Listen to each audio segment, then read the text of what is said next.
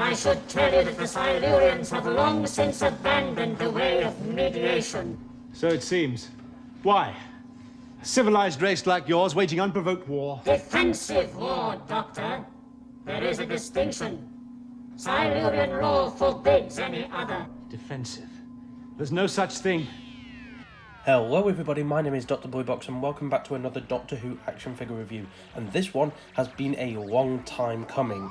Holy. So if you're not aware, back in about February, March, this dropped. And this is the Warriors of the Deep set by Character Options. It was an online exclusive that they put up for a couple of months. I'm not sure if there are any left. I'll put a link in the description anyway if I can. So if you guys want to get any, you can buy them. Although by now I'm pretty sure they're sold out, so I would probably go and look on eBay if I were you, to be honest.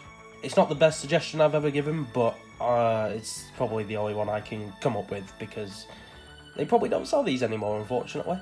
So these are the Warriors of the Deep Silurians, and they come in a lovely box which feature the underwater ship from the episode. It's beautifully packaged and I absolutely love it. These figures look absolutely insane, and today we're going to take a look at them. If you haven't already seen them by now, I'd be very surprised, but these figures are absolutely fantastic. And because there's three of them, which are pretty much all the same, if I've reviewed one, I've reviewed them all. So I'll just do one. So let's move these two aside and review the main man himself, Iktar. So Iktar is kind of the leader of the triad for the Silurians, three Silurians in the episode. The others are kind of room meat or to make them look a bit more intimidating because there's more of them. And the way they've done this is fantastic. I think they've used some of the Sea Devil bodies and then they've sort of tried to sculpt some extra parts to that are Silurian based. And the figure looks exactly like the costume from the episode. Although on the costume, some bits up here were hanging over because they didn't tuck them in properly. Everything about this figure looks fantastic. Going on to the detail of this figure, you can see that he has the red eye instead of a black one, like the others. All three of them have a communicator device on their wrist, and you can see all of the different creases and wrinkles of the costume and all of the different scales on the arms and especially around the face as well, which is absolutely fantastic. And as you can see, even more around the legs and the feet. These figures feature the ball jointed arms, so they can move out to the side.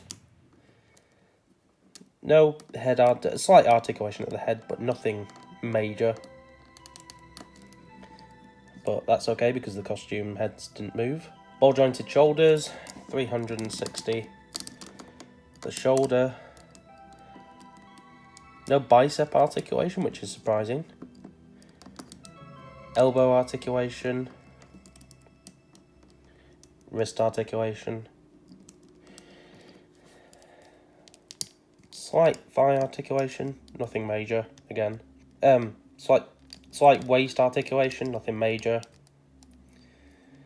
T-crotch joint, so I can move out to the side, and kick forward slightly, though hindered by the massive shell. 360 at the thighs, although mine is a bit stiff.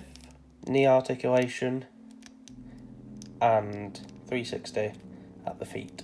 There's nothing to really say that already hasn't been said by other reviewers, to be honest. But the fact that they've actually tried to make these is still fantastic. Never, years ago, could I have imagined seeing these as figures. So it's fantastic to see a beloved monster recreated in figure form. Although I know a lot of people would have preferred the Silurians from the Silurians. And it is a shame we haven't got those yet. It would be nice. But Character obviously haven't had the initiative to make them yet. Apparently they've been suggested to Character. Character, if you're listening, here's your ideas. I really like these. They look fantastic next to the 5th Doctor on my shelf. And I can't wait to see what Character have in store for us. Which, by the way, catching up with everything, I'm just going to go over quickly, apparently, what the new Doctor Who sets for 2020 are supposed to be. So apparently some of these figures are supposed to be getting sets. We're going to have another release of a First Doctor TARDIS that is electronic, apparently. A Doctor and Davros Dalek. Now, there's been a lot of speculation behind that. I've put Michael Wisher and a Genesis Dalek here just to signify that, but we are not completely sure yet. But we also do have the Genesis Dalek coming out this year anyway. Apparently the 8th Doctor will be getting a set, and I'm really excited to see what that could be. And apparently we're going to get some new series sets as well. The 9th Doctor and the 10th Doctor apparently getting some love as well. It would be nice to see what these are, but if I'm going to be honest, I feel like they're just going to be straight re-releases and repaints and things like that. But it would be nice to have a 10th Doctor and Rose with full articulation. So hopefully those are on the list for those two sets. Apparently the pricing has changed a little bit. The First Doctor set now apparently being £32.99, because with it being an electronic TARDIS, the Davros and Dalek set apparently being £25 or £24.99, and the rest being £21.99. Nothing too major in change of price apart from the electronic TARDIS set, £10 more. But if it gives us an electronic TARDIS, I am more than happy to pay that kind of price. It's more or less what we pay on the character options exclusives anyway. So thank you for watching, and I shall see you all next time. Bye bye.